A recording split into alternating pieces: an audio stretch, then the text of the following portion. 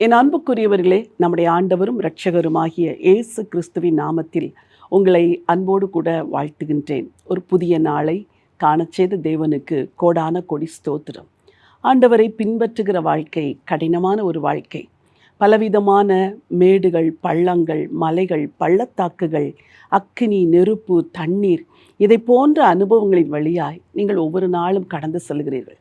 இப்படிப்பட்ட பாதைகளில் கடந்து செல்லும் பொழுது ஆண்டவர் நம்மை அவருடைய வசனத்தின் மூலமாய் பலப்படுத்துகிறார். இந்த டுடேஸ் விக்ட்ரி ஒவ்வொரு நாளும் உங்களுக்கு ஆண்டவருடைய வார்த்தையை ஜெபத்தோடும் கருத்தோடும் உங்களுக்கு கொண்டு வருகிறது.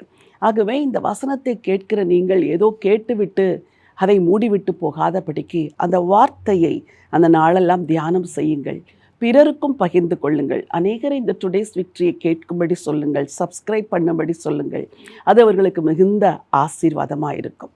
இன்றைக்கும் ஒரு வசனத்தை உங்களுக்காக நான் வாசிக்க விரும்புகிறேன். சங்கீதம் 84:5 வசனம். உம்மிலே பலன் கொள்ளுகிற மனுஷனும் தங்கள் இருதயங்களில் செவையான வழிகளை கொண்டிருக்கிறவர்களும் பாக்கியவான்கள். இந்த வசனத்தின் துவக்கம் சொல்கிறது, உம்மிலே பலன் கொள்ளுகிற மனுஷன். இது எப்படி? வாழ்க்கையில் பல வேளைகளில் நீங்கள் சோர்ந்து பலவீனப்பட்டு எதையுமே செய்ய முடியாதபடி முடக்கப்படுகிறீர்கள். கஷ்டங்களும் கடினமான சூழ்நிலைகளும் வரும் பொழுது பலனற்றவர்களைப் போல் இருக்கிறீர்கள். ஒரு காலத்தில் ஓடி ஓடி ஜெபித்த நீங்கள், ஒரு காலத்தில் ஓடி ஓடி ஆண்டவருக்காய் உழைத்த நீங்கள், நன்றாக பாடி ஆராதித்த நீங்கள் இப்பொழுது பலத்தை இழந்து நிற்கிறீர்கள்.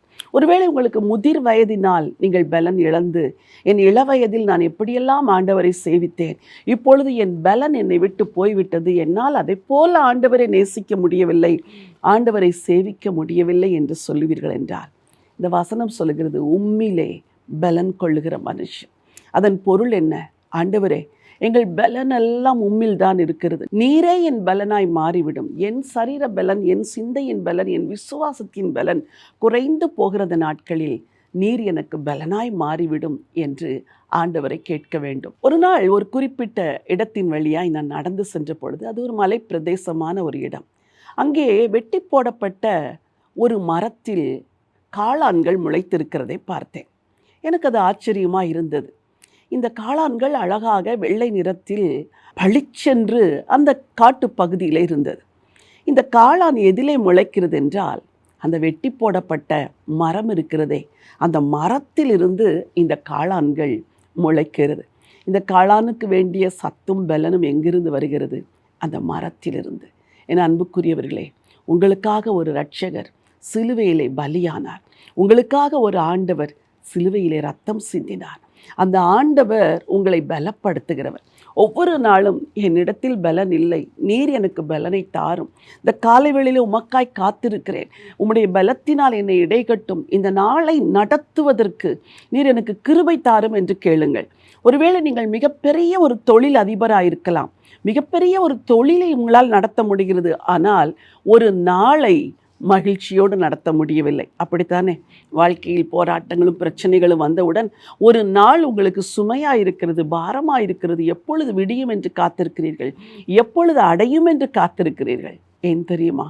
உங்களில் பலன் இல்லை. இன்றைக்கு ஒரு ஆண்டவர் உங்களை பலப்படுத்த விரும்புகிறார். அவரிலே பலன் கொள்ள கற்றுக்கொள்ளுங்கள். அவர் பாதத்தில் அமர்ந்து என்னை உம்முடைய பலத்தால் நிரப்பும்.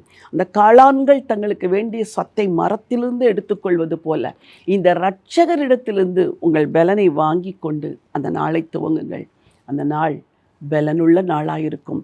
ஒரு நாளை துவங்கி முடிக்கும் பொழுது நீங்களும் தருகிற பலத்தோடு துவங்குவீர்கள், முடிப்பீர்கள், மகிழ்ச்சியாக இருப்பீர்கள். உங்கள் துக்கங்கள் எல்லாம் மாறும். உம்மிலே பலன் கொள்ளுகிற மனுஷன் பாக்கியவான். இன்றைக்கு அந்த பலன் உங்களுக்கு வரும்படி நான் ஜெபிக்க விரும்புகிறேன். நல்ல தேவனே, பரலோகத்தின் ஆண்டவரே, உம்முடைய பிள்ளைகளுக்காக விசேஷமாய் நான் நன்றி நிறைந்த உள்ளத்தோடு உம்மை ஸ்தோத்திரிக்கிறேன் அப்பா. இவர்களில் யாரெல்லாம் பலத்தை இழந்து போய், மனதின் பலத்தை இழந்து போய், விசுவாசத்தின் பலத்தை இழந்து போய், ஜெபத்தினால் கிடைக்கிற பலத்தை இழந்து போய், வாழ்க்கை போராட்டங்களில் பிரச்சனைகளில் சோர்ந்து போயிருக்கிறார்களோ அவர்களை இன்றைக்கு நீர் பலப்படுத்த வேண்டும் என்று சொல்லி ஜெபம் பண்ணுகிறேனப்பா. உம்மிலே பலன் கொள்ளுகிற மனுஷன் பாக்கியவான், உம்மிலே பலன் கொள்ளுகிற மனுஷி பாக்கியவானப்பா. இன்றைக்கு உம்முடைய பிள்ளைகளுக்கு உம்முடைய பலத்தை கொடுத்து அவர்களை ஆசீர்வதிக்க வேண்டும் என்று சொல்லி ஜெபம் பண்ணுகிறேன் ஆண்டவரே. யாரெல்லாம் பலவீனப்பட்டிருக்கிறார்களோ அவர்களுக்கு உன்னத பலன் இன்றைக்கு உண்டாகட்டும் என்று ஜெபித்து ஆசீர்வதிக்கிறேன். பலப்படுத்துங்க, இந்த நாளெல்லாம் நடத்துங்கப்பா. ஆண்டவர் இயேசுவின் நாமத்தில் பிதாவே, ஆமென். என் அன்புக்குரியவர்களே, பலனற்ற உங்களுக்கு ஆண்டவர் இன்றைக்கு தன்னுடைய பலத்தை தர விரும்புகிறார். அவரிடத்திலிருந்து பலனை எடுத்து கொள்ளுங்கள்.